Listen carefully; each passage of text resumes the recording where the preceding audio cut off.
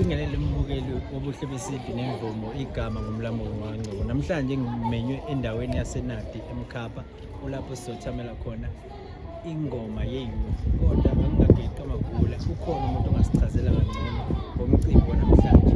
Ngicela sijoyine sikhulume naye. Njengamanje usinethemba okuyena uzosichazela ngomcimbi wanamhlanje. Dadewethu ngikubingelele ngokwamukele kubuhle besintu. Dadewethu sicela ukuthi sichazele, siyabona ukuthi i-youth ifikile vele iningi and siyabona ukuthi abantu bayagqoka bayilungisele. Sicela sichazele ukuthi kwenzakala namhlanje eMkhapha. Ngiqale la igama lami ngisinethemba ngazondi khona kule ndawo yaseNadi eMkhapha. Namhlanje sizowethula ingoma emphakathini, igama layo imamba ihlazo. Ngoba sothula ingoma emphakathini sike samema ingoma ezine, especially amavukane ngoba samavukane. Samema ingoma zakaStanda, zaseNtembeni, ezakaNoshezi, ezakaDisbuso nezakashanga.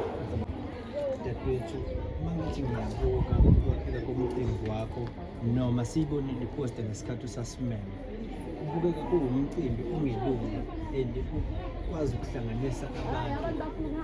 Usithathaphi isibindi esingakho futhi uma uthi useneminyaka emibili ungenza into efana naleyo, ngabe ufikeni kuwena ukuthi uzokwazi ukuhlanganisa abantu abasha?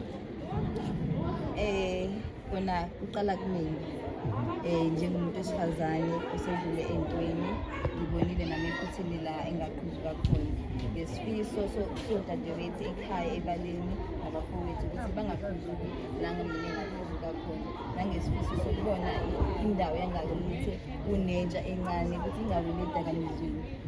Kwayiso ukuthi nje ngibe nje ney'ngane engizozixoxa kancane kancane, ngizikhulise, ngizihambise umhlanga, ngizifake komama nami la ngangihamba khona. Uma uthi uyihambisa umhlanga ubuye ube unomehle noma uyalekelela unomehle, sesicacisele lapho. Njengomphathi wengoma, mina engomeni yami uyahlola. Okay. Ngoba kuhlola kunomama onomehlo under ingoma yami. Lowo mama uyena-ke take over for ukuya emhlangeni, ukuya ephosini nombukholi emcimbini ohlanganise into. Uma siqhubeka dadewethu ukuhlanganisa abantu, sesiyahlela ukuhlanganisa abantu kangaka, abantu bakholelwa ukuthi uma uzihlanganisa abantu sinalabahle nabo bakhona abantu abakusekile, nakhona emphakathini bakusekile, bakusapote financially noma khona financial support mhlawumbe uyithola samanye. Yebo, kona ngizobonga abazali beqembu bengane beqembu ngaphakathi. Ngibona abake bangixhasa kakhulu, umzali nomzali ubekhonza nje anako, abengaphoqelekile lokho anako umzali ubekhonza lapho ngilakhonza khona. Nakhona emphakathini wethu salekelelwa nawo baba ugada ngoba kunekhempi nasebusuku, salekeleleka nangabo konke esibekele ngoba sigadela iy'ngane ebusuku ziphepile for i-safety y'ngane.